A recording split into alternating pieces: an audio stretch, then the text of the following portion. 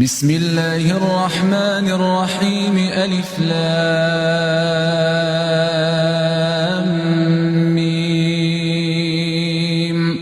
الله لا إله إلا هو الحي القيوم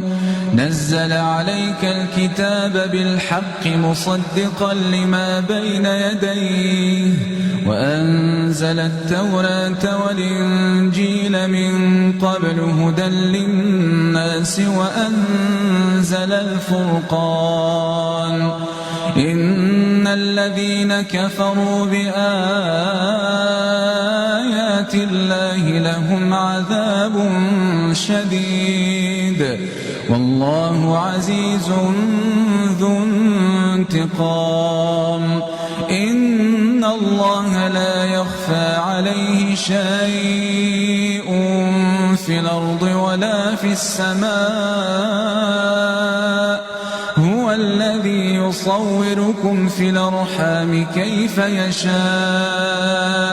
لا